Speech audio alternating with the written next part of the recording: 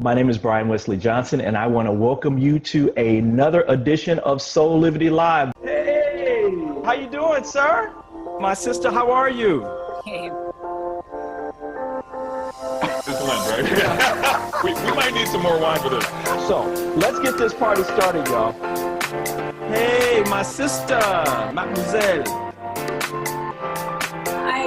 That is the most amazing introduction I've ever heard.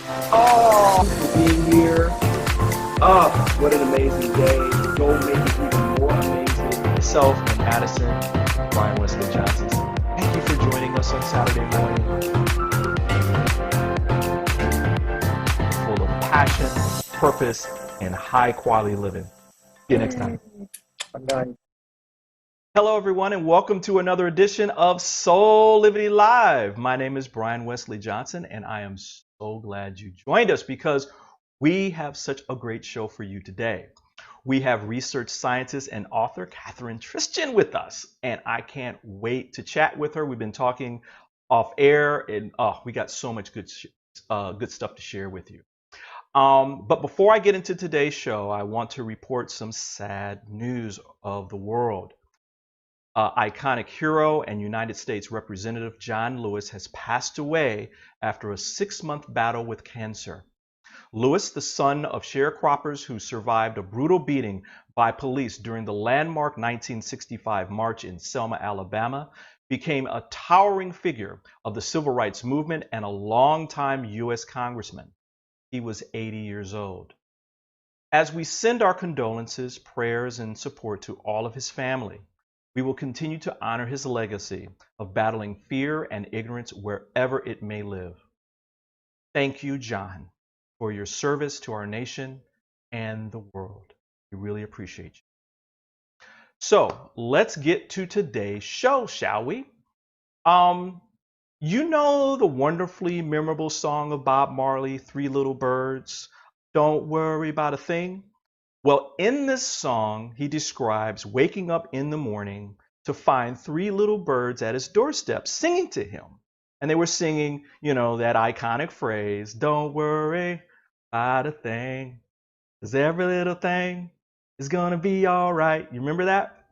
Now, when I hear this song, I am instantly put in a state of calm. There's something about the words and the music that just get to me.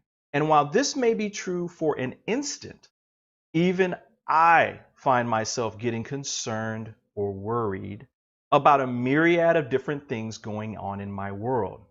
And I am sure that I am not alone. My guess is that many of you are going through the same thing each and every day. Well, today's guest is going to help us all in learning how to stop worrying and start living. In her new book, Why Worry? Kathryn Tristan describes the process of how and why we worry, as well as steps to knock fear out of the driver's seat so that we can truly take control of our lives. Kathryn is a research scientist and an assistant professor of medicine at the faculty of Washington University School of Medicine. She studies the immune system. She has written or co-authored more than 300 articles in leading scientific or lay publications. She has also spoken and made presentations at international conferences. Her many articles have appeared in publications as diverse as Parade magazine, all the way to genetic engineering and biotechnology news. So with all of this fantastic introduction, I am so excited to welcome Kathryn Tristan to Soulivity Live. Let me get her on here. Hey, Kathryn, how are you, hon? I'm wonderful today. It's a beautiful day here in St. Louis, and I'm so thankful you had me on your show. Oh, man, I am so glad you could make it. Now, everybody, remember, we love your questions. So remember, just post the questions right to our live feeds, wherever you are, Twitter, Facebook, YouTube, wherever it is, and we're going to get to them as soon as we can. So, Kathryn, oh, man, why worry? Man, I am loving this book. I am really loving this book. Before we start digging into this, what made you write this? I mean, what was your inspiration? Where I mean, you're a research scientist. You study the immune system, as I was saying in the opening. But there must be a connection for you, maybe even personally, to that drove you to writing this fabulous book. So why don't we begin there? No, you're absolutely right. You'd say, why is a scientist writing about worry? Unless you're writing about the biochemistry of worry. And the thing is, I'm writing from a personal standpoint. This book is totally from the heart in my effort to give back what I've learned, because for many years, had severe anxiety, an anxiety disorder, panic attacks. Was so bad for me that I was not able to leave the St. Louis area for over 10 years, because I was afraid of having these panic attacks, and I thought maybe this was safe. And so I tried, some therapy, and never really did too much on the medicine, but tried various things. And I was able to live a pretty good life, raised 2 kids, had my job at the university.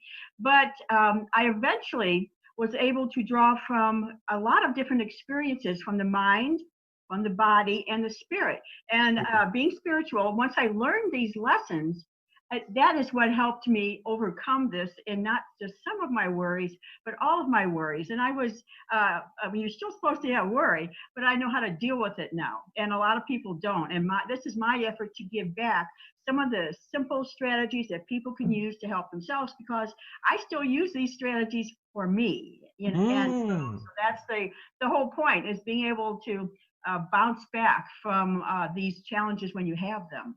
Wow. So everybody, she's practicing what she's preaching. So that's I even am. better. Let's jump into this great book. In the first chapter, there's a great quote. I mean, there's great quotes that are in this book that like set up every chapter. And it's yesterday is history, tomorrow is a mystery, and today is a gift. That's why we call it the present. Why do we worry so much? Why, I mean, we could find time to do a whole bunch of other stuff, but why do we worry? Well, I can tell you, it's a powerful and built-in emotion. You are supposed to worry. You think about why we are the culmination of how many generations from caveman and woman time. It was the ones who worried more, maybe were more fearful, that survived. So what we are today is a culmination of who's able to survive and continue. And it's such a powerful emotion, and it's designed to help us. And so the problem is there's something called negativity bias, which means that we're going to go to the dark side first, the worst side first, because theoretically that is what will protect us. And so that's what gets out of whack. We have to learn how to moderate our biology, and it's a first response, but we have to learn how to temper that. Wow. Okay. So this is really about embracing this natural process that lives within us. I mean, I think you talk about it as our core power, right? Which is fabulous. I love that terminology.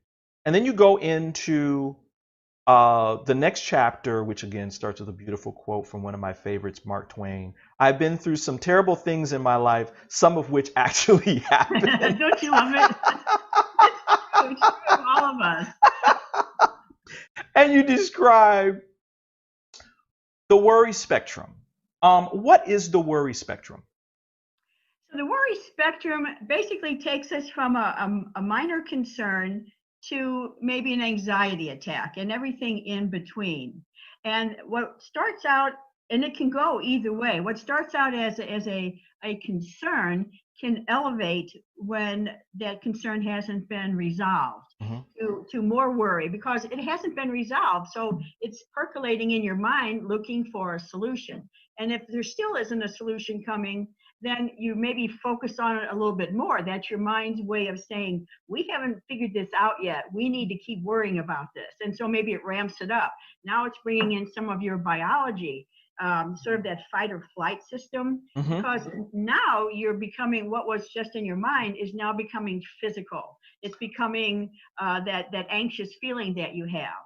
And then if things still aren't resolved, then, and depending on your own biology, that can also pop into a panic attack. If things are not resolved, you're not taking care of your stresses, you're trying to bury them, it's going to pop out. So the worry spectrum takes you from a minor concern to a panic attack, and everywhere in between. And at each step, we can intervene to try to help ourselves, or even to express our emotions instead of stuffing it. Then it won't proceed, because at least we're recognizing we have a problem we can't solve, but we're recognizing it and not stuffing it. Okay, so let's go through. You have this beautiful, picturesque description of the worry spectrum, and it's colored. It's a color code. Let's go through that really quickly. So, I say, what color is your worry? The first color is red. What does red in the worry spectrum mean? So red, it almost follows a chakra type of system. If you look at your base chakra, it's that's the color red. And red is associated with heat and the heart and pumping blood. So when it's color red means it's ramped up very high. You're in fight or flight mode. Okay. That's red. Red worry is like, pay attention to me, because your whole body is paying attention, and I'm trying to figure things out. Which way do I need to go? Fight or flee? Wow. So almost like, you can just red stop sign. Stop. Okay, wait a minute. Time to assess what's going on here. Danger, right? danger. Right. We're sensing the very strong danger signal, and that is going to affect your entire body, from your thoughts to your biology. The adrenaline could be surging. Cortisol is kicking in. So red is just like the idea of the red flag. The idea of red means action or intensity. Wow. Okay. And then we go from red to orange. Now, what does orange in the worry spectrum mean? So orange in the worry spectrum to me means, we're not really talking fight or flight so much, but we're talking your creativity. Where are you with your creativity? Are you squashing it? I've got a job as an accountant, but you want to be an artist, and so you're never quite resolved. You're in an unsettled state of being. And so to me, the orange state of worry tends to be a creativity sense. Where are you, and are you following your dreams, or are you stuck someplace? And then again, you have thoughts related to that all the time, or floating in the background. Okay. And then we go from orange to yellow. And now in that spectrum, I can see where we're going from red down into some other colors here. What does yellow mean now? Well, and actually, I had thought of it as down coming up. Okay. I stand corrected.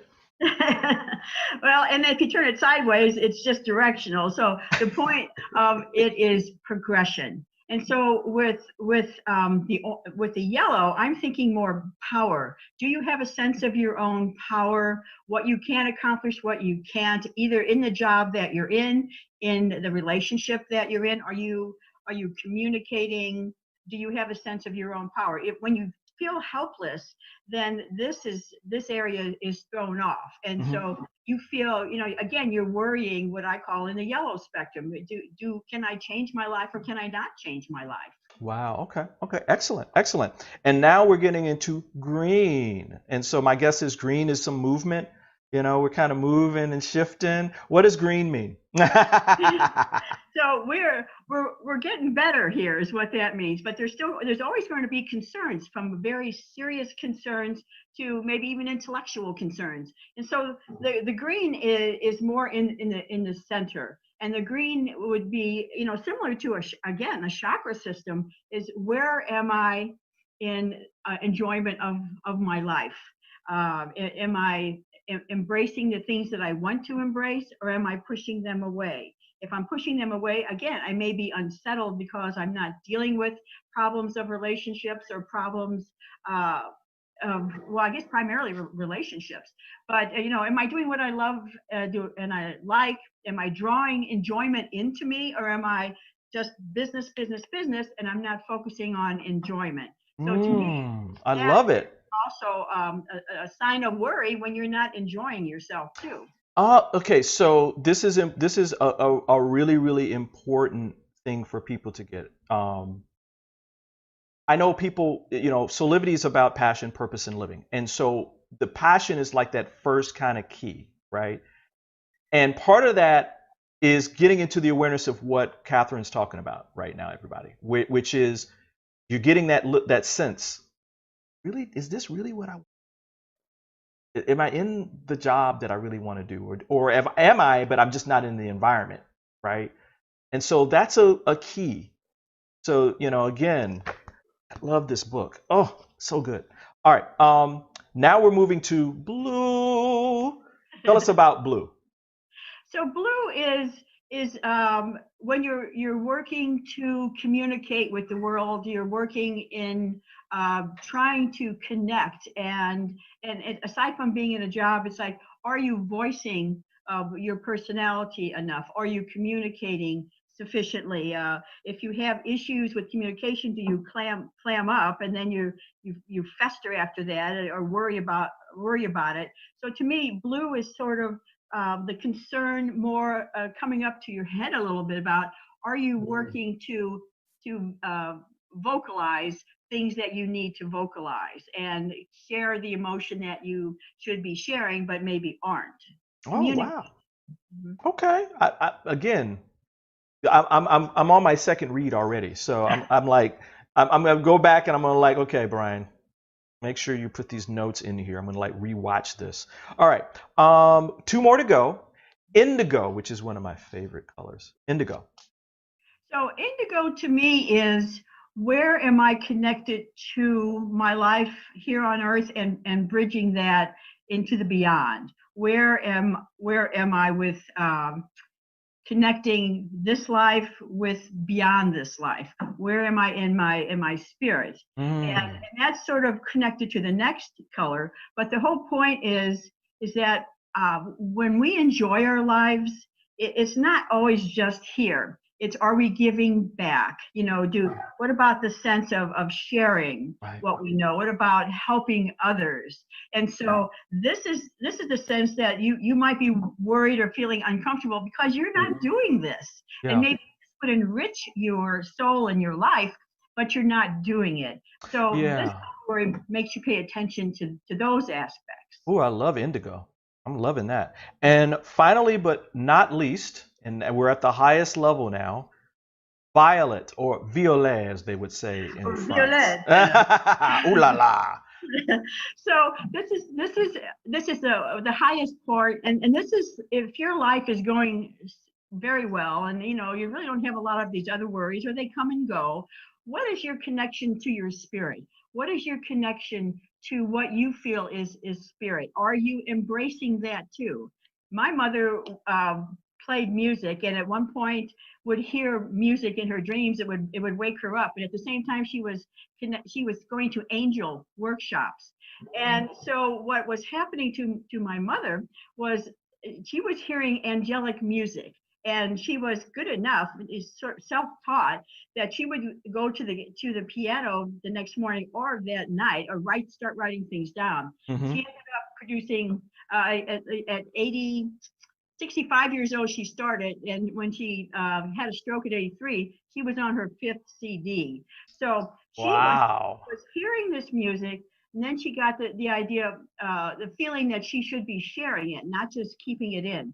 So her connection to spirit was through angels, and the music is fantastic. And so to me, this type of worry is, are you fulfilling your highest purpose? And if you're not, why not? And your connection to spirit will help you understand what is your highest purpose, and are you doing that? You might be very worried thoughts because you need to get a little poke to pursue your passion and things that will enrich your soul.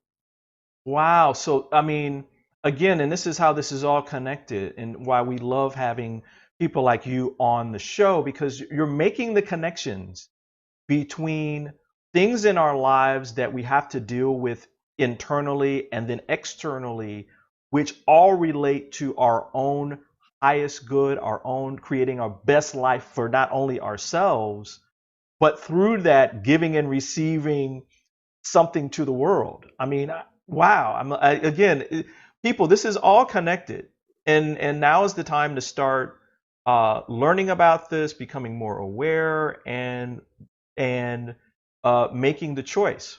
Now, I kind of foreshadowed the next chapter by saying awareness and choice. Wink, wink, nudge, nudge. Um, Chapter 3 talks about this, waking up to your hidden powers, awareness, and choice. And there's a beautiful quote at the first part of the chapter is, to begin taking back the reins of control, you must first wake up, right? It may not seem like you are slumbering when worry and fear dominate your life, but both numb your sense of joy and adventure. So this is just not something that, and when I read the rest of this is just not something that, oh well, maybe I'll do it. Maybe I'll make the choice to start living or that kind of thing. Everything that you want to experience, the excitement of life, the pleasures of life, the connections with other people are all affected when you do not start tackling and bringing up your hidden powers. Am I right about that, Kathryn? It's 100% great synopsis. It's like this is how to kickstart your life into higher gear, and this is square one. And it's a kind of thing that you think, well, I already know that. Well, actually, on an intellectual level, maybe you do, but on an emotional and spiritual level, you probably don't. If you're sunk in fear and have great anxiety, these are messages that are trying to wake up the slumbering you who isn't aware of your inner power and your ability to choose. So this whole chapter, the idea was to set the stage for making better choices, because you're now aware of the way you're thinking, the way your life is operating, what you aren't doing that you actually should be doing to make for a happier life. So this was to set that stage, as you wonderfully summarized. Wow. And remember, everybody, look, if you have any questions as we're going along, please feel free to post on our live chats and we'll get to them during the show. Okay. Part of this is you talk about how we rewire. And there's two concepts that you talk about. It's kind of funny. I love your sense of humor. It's Earl versus Pearl. And my guess is, Earl, like you get so tensed up that, you have to run to the bathroom and that kind of deal. And Earl. And then finding a pearl, right? You're finding this pearl in your existence. Let's talk first about what do you mean when you say Earl? EARL. So, and it isn't a name. I once talked to someone in a radio station in Tennessee, and he said, "Miss, half our listeners are named Earl." But I said, it's not about them, okay? It's not about Earl. It was something to represent a constellation of feelings. Right. I found in myself the push-pull, the polarity, and the happiness, unhappiness, the worry, the peace. There were two polarities. And when I was able to try to figure out what were the definitions and what was involved in those polarities, I came up with this, the acronym. And the EARL stands for exaggerated, angry, rigid, and limiting. When you have emotions that are exaggerated, that's the worst possible thing that happens. Angry, I can't stand it. Every day they're doing this. Rigid, my way or the highway. Or limiting, I don't think I can do that. So that constellation, how does it feel to be stuck and in these swimming in these negative emotions? Right. So part of awareness is being aware that of the Earl side, and then the balancing side is what I found to be Pearl, and that's peaceful. You're quiet, and this is a very quiet voice, not the shouting voice of the Earl side. Peaceful, adventurous. Adventurous, is that fun? Peaceful, adventurous, resilient, and that means bounce back, and loving. How does it feel to say loving versus anger? Mm, How does it feel to say when you say peaceful, adventurous, yeah, and all those energetic, the peaceful, energetic, adventurous, you know, those are feelings that are help us to feel more positive. But the problem with Earl is that Earl is the voice of survival and shouts. It's like a police force who is trying to protect you, but not doing a very good job. And so the Pearl side is quiet and soft, but strong as steel. And that's what we need to pay attention to, become more aware of, is the constellations of feelings, emotions, and the spiritual side that's involved with the Pearl idea. excellent, excellent. I love it. I love it. Um, One of the beautiful things in this book that you go into is something that's been kind of close to my heart for a long time, and it's part of the changing paradigm around how, even in psychology, how we think about how we operate emotionally and intellectually, all these different things that are happening in it, and of course it relates to worrying, and that is heart math. This is like the first book in a long time that, and we were talking about this earlier, about the physical connection, an electromagnetic connection that scientists discovered many years ago between the heart and the brain. First, kind of give us the quick high level overview of the connection that they found and why it's so important to learning how we can manage worry to the point at which we can make better choices. Well, I think sometimes the heart is, you just focus on heart attack, or just the things about a pump.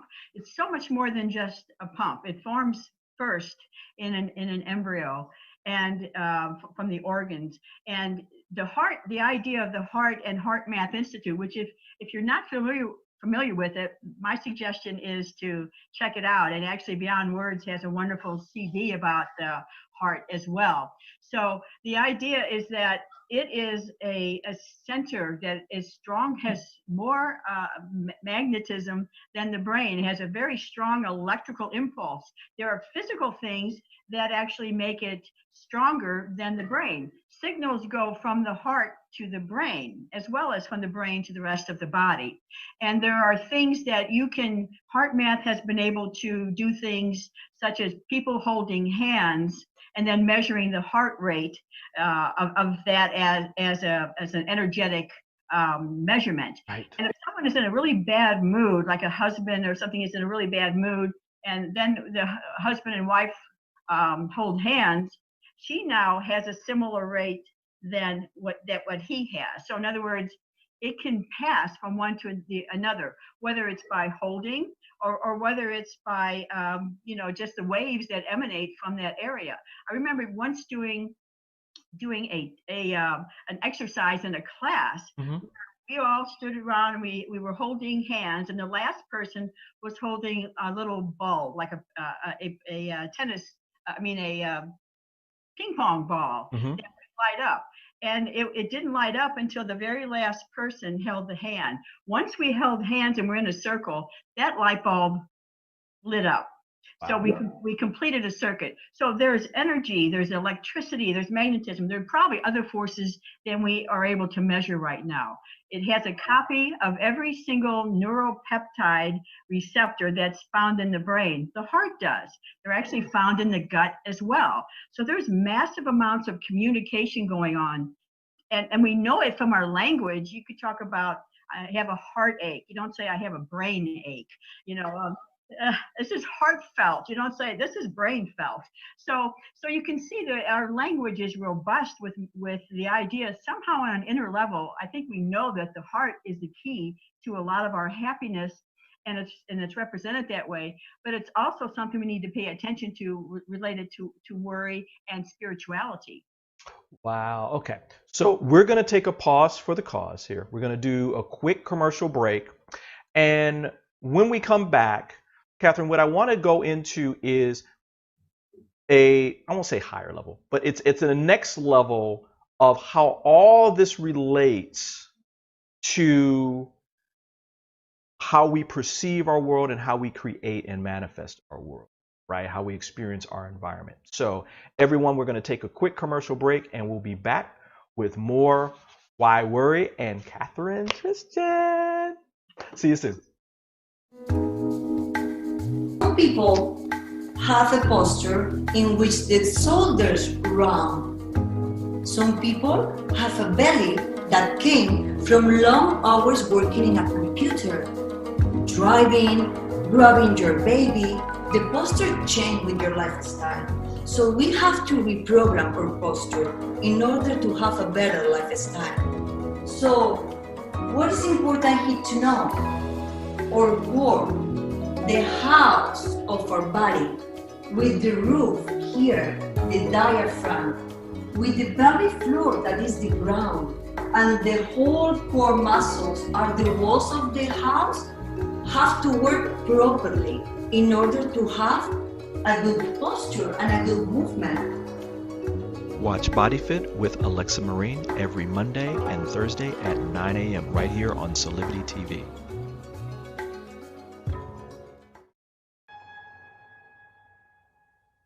Have you ever asked the question, if I was to be anything, what would I be? Regardless of money, regardless of status, beyond popularity and fame, living your passion, feeling your life has purpose. Soulivity is a space to nurture that which lives in all of us.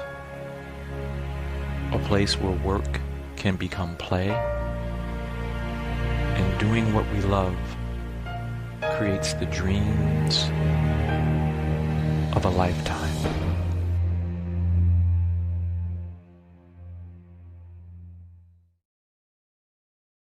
All right, welcome back to Soulivity Live, everyone. I'm Brian Wesley Johnson. We're back with Kathryn Tristan and her book, Why Worry? All right, so Kathryn, when we left off, we were talking about awareness and choice and how even our body connects through heart math around, how we experience our world, right? And there's a beautiful piece in the book around how this relates to how we experience life, and I'll go in here and I'm going to try to find the piece that I'm talking about, because there's a great quote in here. There's great quotes, everybody. Yeah, I think quotes can say a lot in just a sentence. People wiser than me, and I wanted to take advantage of some of that wisdom. So I always search for a good quote. So actually, but this is like something from you. So this is right after the subchapter. So do you see how little thoughts add up to be big thoughts? Thoughts are like the air blown into a balloon. Wow. Tell us about why that is so true and why we need to monitor and manage our thoughts about everything. Well, this is one of the analogies that I use if I'm speaking, because a part of the problem, what we're doing is we're blowing up the worry balloon, the anxiety balloon. And I say, if you keep blowing air, which is worry, into a balloon, it's going to get bigger and bigger and bigger. Now, there are a couple of outcomes that could have. One would be, did you ever pull the neck of the balloon and here it goes, so it's coming out, but it's squeaky. And so to me, it's sort of whiny. You're worrying and you're deflating the balloon, but it's because you're whining or complaining all the time.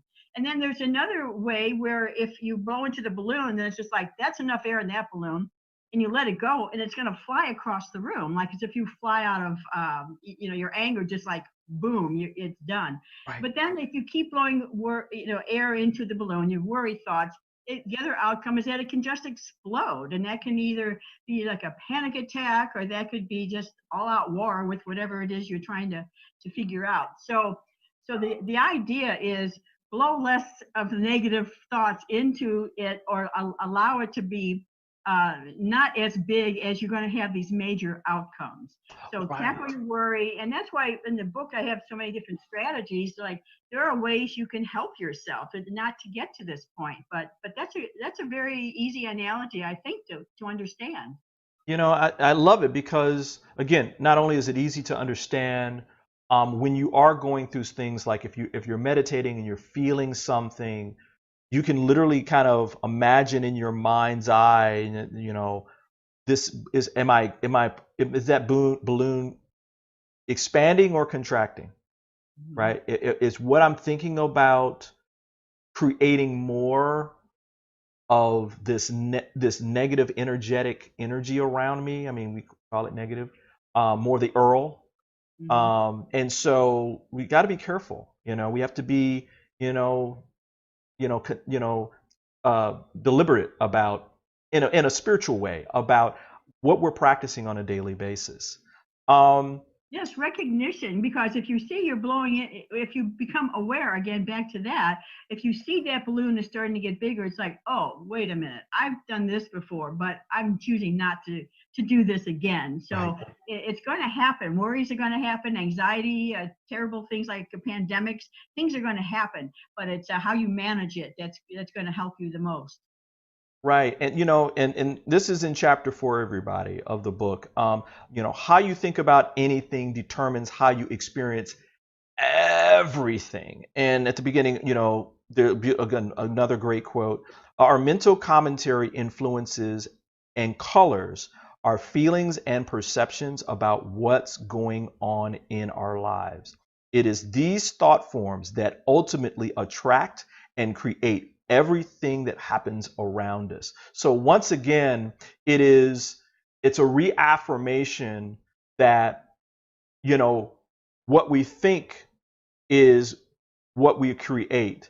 What we think is what we ultimately, if we're not careful, it's what we believe. We're not giving ourselves another choice to create a new normal. I'm remembering in one Soulivity Live with my folks, everybody who's watched the show know Mom and Dad, Melvin, Jesse Johnson, who are on tomorrow, talk about in psychology and therapy, and I'm sure you're going to think about this too, Kathryn, where it's not necessarily about replacing, it's about adding. So like when you're talking about the worry spectrum, right? All those things exist. They're not going to go anywhere. So you can't replace the red part of the spectrum where you're stop, you're going through this, and just throw an indigo in there and the red goes away. No, the red is still there. You're just making the choice between where do you want to be and creating the new normal. Tell us about this chapter in the book, because I think it's really, really important for people to get this part of it, because for me, this is why this is so, I love the fact that you go through the descriptions and give people the information that they need, but why is it so important to stop worrying and start living? Tell us about this chapter from your own perspective. So this chapter was designed to help us savor life, not just taste it, not just change the meal, but to savor everything that we have in our lives. Because when I was overcoming worry and anxiety, yeah, you can do cognitive behavioral therapy. That's a help. You can eat better, you can exercise. But until you step into your spirit, until you take that step into your soul purpose, into your spirit purpose, what you really want to do with your life that maybe you're not doing, you're going to continue to have these worry thoughts that you have to use the behavior, changing thoughts process, letting air out of the balloon. This chapter starts stepping into what is your joy? Why aren't you doing it? Think about doing it. How can you do it?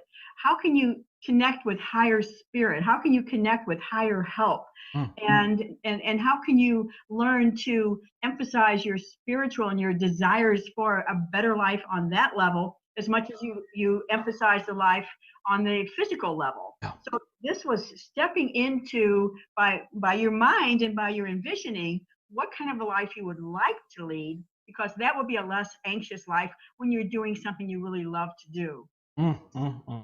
You're singing my words. I'm hearing that Bob Marley in my head now. I love Bob Marley. and everyone, I'm kind of focusing in on this chapter because I think it's important. There's a couple of different concepts that you talk about in this chapter specifically, and one of them is how you talk to yourself. Oh man, the self-talk that we say. Oh, I'm so crazy, or I'm so bad, or, Brian, why did you have to do that, Brian? Oh, you're such an idiot. I mean, all the self-talk, and you talk about creating manifestos. Tell us about why that's important. Why, what is creating a manifesto in the context of this, and then why is that so important? In a perfect world, we wouldn't have to create manifestos because everyone would have supported us. Our parents would have always told us the exact right thing, and no one would ever have put us down for a mistake that we made. Right. Unfortunately, what we hear a lot of times is, oh, I'm so stupid. You've heard that. You're so stupid. You've incorporated that, or you're not good enough, or you feel like you're not good enough. So that leaves you in a very weakened physical state, leaves you in a weakened mental state, it leaves you in a weakened spiritual state. So the way to get out of that is to sing a new tune, to talk to yourself differently than what you're hearing from basically how you've been raised or what you've been led to at this point. So creating manifestos is like, what would I like to manifest in my life? I was doing that. I wanted to be able to travel without feeling or fearing I might panic. I wanted to be able to just even go outside the area of St. Louis. I had issues like that. But the other side is, what wasn't I doing that I wanted to do? And so that was like keeping me in my own nice little comfortable bubble. Yeah. So creating manifestos is like, what do you want? What would you like? And then you create these, and they're positive, they're powerful, they're not wimpy, and they're in the present tense. So, I am strong and healthy. I am creative and loving. I have a wonderful personality. So tell yourself a different story than the one that you have developed at this point. When you say that enough, you wire that particular part of your brain into coming to that section first, as opposed to "you're so stupid" section first. So it's a matter of repetition. It's a matter of doing it the right way. Say it in the present moment, not like, I want to lose weight. I say, I am healthy and fit. Wow. And so, and the weight loss could be because you get very sick. So you don't want to just lose weight. You want to be healthy and fit. So you turn your sentences around, but you also turn your thought process around too. Right. Everyone, one great way of creating a practice around that is something that already exists. I'm sure that you've heard this before, treasure mapping, vision boards are all processes, and there's many other ones, but they're all processes to keep us grounded in, and this is just not, pie in the sky kind of stuff. You're literally kind of reprogramming your brain, your heart, around who am I? I'm not, you are not what you were taught as a kid, a lot of times in terms of, the socialization of, you're an idiot, Brian, or you should do better. You'll never be as better as your brother. I mean, all these kind of talks that are generational kinds of things. You are creating a new normal. And this is what helps. One other important concept around this that you say in this chapter is, I know this is something that I know a lot of you out there deal with. It doesn't have to be. You don't have to like, oh, if I gotta wait, I can't put it on a board, or I can't write it down, or I can't say it until it's absolutely perfect. Tell us why that is not true. And I will firstly admit, I'm still working on this one. Oh, me too. Me too. Well, and so, there's a fine line between things being perfect and imperfect. It's a definition, and actually perfect is, being perfect is highly overrated. It's the mistakes we make that give us good stories for the future. It's the mistakes we make maybe that teach us about something. In science, you set up an experiment, you go through all these zillions of steps, and if it works out, woohoo. But it's the ones that don't work out that teach you the most, because it teaches me, oh, that's important, and I left that out by accident, or this isn't working, so I have to change this to make it work, and that's because this step must be important. So mistakes can be, you've heard that, it can be stepping stones. Right. And it's just a really tough thing when if you've maybe been programmed to do it right the first time, and it's like, it's just not the case. Imperfection is a wonderful thing, and I think I talked about something called wabi sabi in that chapter. Yeah. It's a Buddhist or a Japanese philosophy that embraces the imperfect, the worn out, and then, like in Japan, in the wabi sabi section, there's an old ancient vase, and it's a beautiful ancient vase, but it has a crack in it, and they have a spotlight shining on the vase, Mm-hmm. but it's shining on the crack, because wabi sabi embraces things that aren't perfect, because it's perfect in its own way. And that's what we have to give to ourselves, is that you don't have to be perfect. That's maybe somebody else's definition. And mistakes can actually be helpful, teach you more than you learn by being perfect. Excellent. So everybody embrace all of that. I know from my own journey that, like, your feelings, like if you're feeling worry about something, embrace that feeling, because then that will guide you to the next step, to the next step, to the next step. I'll give this one for free. It's something that my grandfather told my father, and then my father told me, and it was make stepping stones out of mountains, sees victory from defeat. Simple, very simple. Very wise, very just, wise. just so take that and keep on your journey, everybody. So as always, Kathryn, again, you have a lot of practical things in the book, a lot of practical steps. And so one thing that I want to do is give people a little bit of practical, kind of some practicum to take with them. They can kind of do this. Doesn't mean that you don't buy the book, everybody. You got to buy the book, because there's more in here. I'm not even to half of the stuff that's in here. So you got to go buy the book. So this is a little teaser so that it will get you to go out there and go to Amazon or Beyond Books and grab this sucker. 10 ways to worry smart. How do you worry smart? I mean, this is great. One, and I'm going to go through this list with you, right? The first way to worry smart, create a power phrase. Tell us about what that means, creating a power phrase. I'll handle it. This day and age, one of the power phrases would be, I'll handle it. Always have, always will. Or this too shall pass. My mom had 5 kids, raised 5 kids, and was divorced in an era where that wasn't really too much too seen. You just stayed miserable in your marriage. She would always say, this too shall pass. So for her power phrase was, Lord, this too shall pass. I'm loving your mom. I'm loving your mom. One of mine that I use often is to thine own self be true. Mm-hmm. To thine own self be true. So it grounds me, right?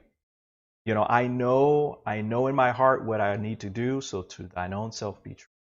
And when you are true to yourself, you're not worried about others. You're not worried about your life has gotten to the point where you are being true to your life's purpose. And so what's there to worry about? Exactly. Exactly. All right. Number two, the second way to worry smart is keep calm and carry on. Woo! I'm loving that. I had to put a little soul on it because that's how I hear it.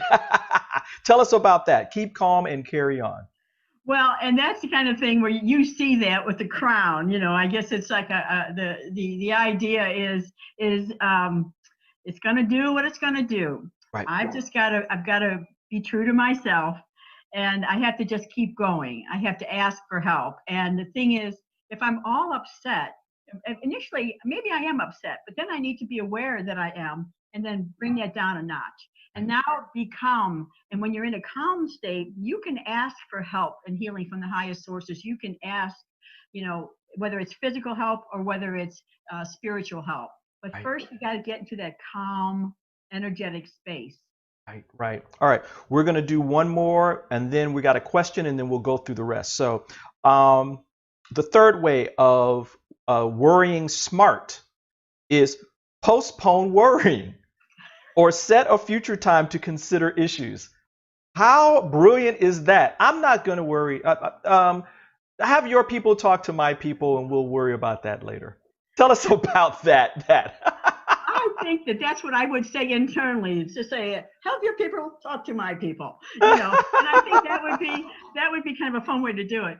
Sometimes you have to, your mind. I say your power is in your third thought. Your first thought is the negative energy. Your second thought is your upbringing, but your third thought is, this is what I think I can do. I can choose. So the power of the third thought is your power to postpone worry. Maybe you need to write your worries and say, you know what, I'm going to write about this later. Writing about worries, a couple of times a week for maybe 10 or 15 minutes, puts it on paper, gets it out of your head. So postpone it till you can write about it.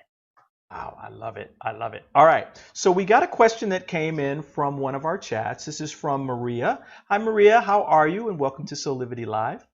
Maria says, how can we apply that? I guess she's talking about the processes within the book in today's climate. How can we change our way of thinking when dealing with the pandemic? Wow, that's a great question. Thank you, Maria, for that. And it's totally, this is like the red zone, right, Maria? It's like, it's just there, it's in your face. So there are a number of things you can do. One of them is to actually take a news break.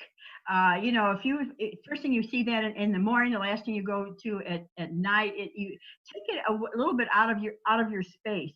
The other thing is be aware that your mind is how your mind is working. I've got a little exercise in the editorial at Soulivity talk about the stop, look, and listen method. That's a method. There's also a method where when you wake up in the morning and before you go to sleep at night or during the day, do this 5-minute mental reset. Cross your hands over your heart while you're deep breathing. Close your eyes. You think of something that you like, something that's pleasant. Take some more deep breaths while your nice warm hands are over your heart. Now think of someone or something you love, things that you love. And again, dwell there for a little bit with your hands crossed, breathing deeply. And just do that for a few minutes. And then come out of it slowly. But just 5 minutes will help break the cycle of just feeling anxious. And it also makes you feel, I can do something to help myself when these things happen.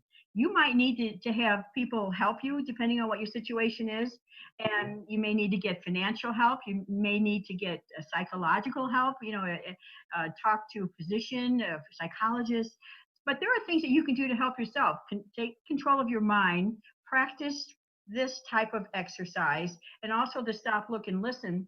Snare that thought, that panicky or anxious thought, and fill it with other things that you can also say to yourself.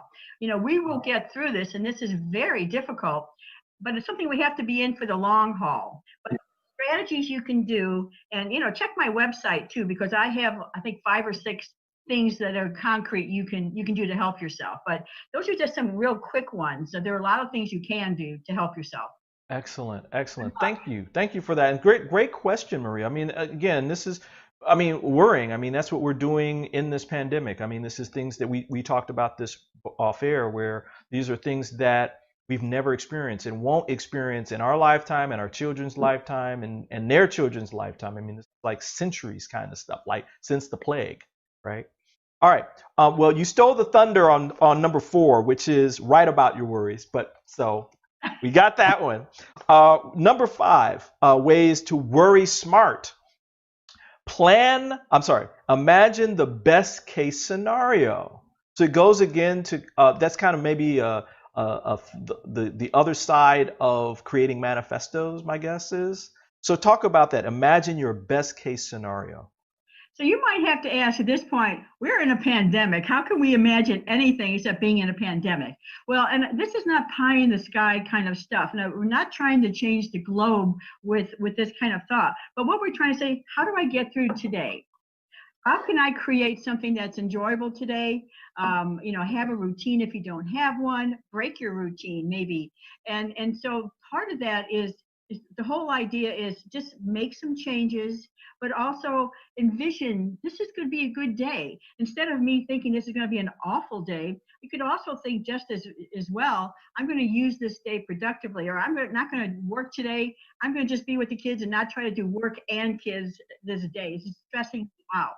Or it's like, I have to go to the grocery store, but I'm going to mask up and I'm going to go at a time when maybe people aren't there. Or if it's too busy, I'm going to come back home. Whatever feels comfortable. I can envision enjoying my day. I can envision, talking to someone, or how can I help myself? That kind of envisioning. All those things are your choices. And you can't change the pandemic. That's out of our control. The only thing you can control is how you react to it, but also how you react to your day and how you react to your moments. You have more control than you think, but it's inner control. I love it. And this relates to number 6. And I think you were kind of talking about this. That is, plan for how you will handle negative outcomes. So, you imagine the best case scenario, but you don't have to wait till something happens. Right? You can actually be proactive about it, right? Exactly, right? Since we're running out of time, we're going to kind of run through these last 3. Number 7, exercise or work out. Great. Endorphins are released. You're pumping iron. I mean, look, that's a good one. I think everybody, and I mean, it's good for the body, it's good for the soul, right? Mm-hmm.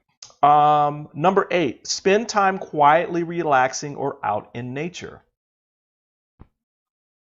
Again, you were talking about this before, Kath. I mean, quiet space, just breathe, right? It matters. Take a walk, right? Mother Nature is very healing too. If you can get out, even in your own backyard, break it and go hug a tree. Hey, I'll hug a tree in a minute. Break the pattern. All right, number 9. And let's do it. Let's do number 9 together. Smile. Take it all less seriously and less personally. Smile. Smiling releases mood-enhancing endorphins, whether you mean it or not. Right. You're going to do that. So if you have to grit, but if you were laughing already. If you mean it, I think you release more endorphins. So keep, smile, be happy, move. You can do it. I love it. I love it. All right. And number 10, which is so important. Ready, everybody? Take a worry-free day at least once a week. Wow. How important is that? Yourself. If you're at home with the kids, figure out a way for someone else to be with the kids and you take some time off, or don't homeschool that day. Take something, make changes. Take the day off. If you're in a better mood, your kids will be in a better mood, and your partner will be in a better mood. So be proactive about it. Wow. Well, thank you so much. All right. So some more quick updates before we do our send off here.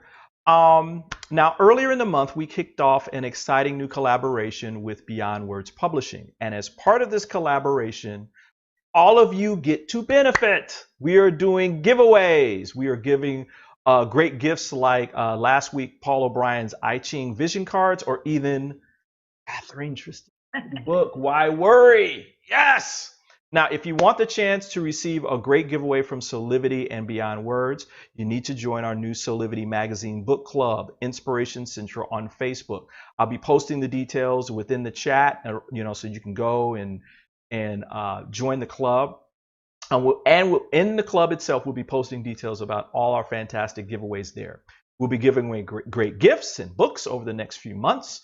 Make sure you join the book club and watch this space. So coming next Saturday, we have even more great inspiration with our collaboration. We'll be talking with Madison Taylor, award-winning and best-selling author of Daily Om, Inspirational Thoughts for a Happy, Healthy, and Fulfilling Day. In this next show, we'll be talking about her latest book, Unmedicated, The 4 Pillars of Natural Wellness, which describes her personal journey of struggling through the complications of prescription Medicare and inattentive healthcare. So please, you do not want to miss this powerful show. And remember, don't forget to check out Soulivity TV, available 24 hours a day, 7 days a week, just for you. Airing live tomorrow, morning yoga with Michaela at 12, and live with Jesse and Melva, or as I call them, Mom and Dad, at 5:30. Check out our website for more information. So, Kathryn, this has been so cool. Would you come back? So much. Thank you for having me. Would you come back? I would love to come back. Yes. All right. Everybody, the book is Why Worry from Kathryn Tristan. You can see it right there. It is amazing. So go out and get it.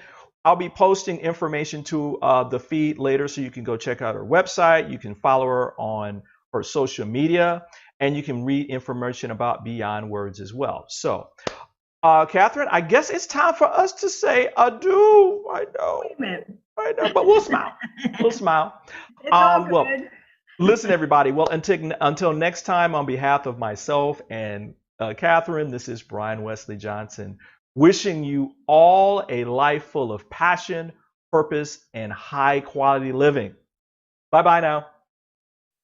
Thank you for watching Soulivity Live with Brian Wesley Johnson, right here on Soulivity TV, Saturdays at 10 a.m. Soulivity Magazine brings you the best in inspiration on Soulivity TV. Check out our new shows.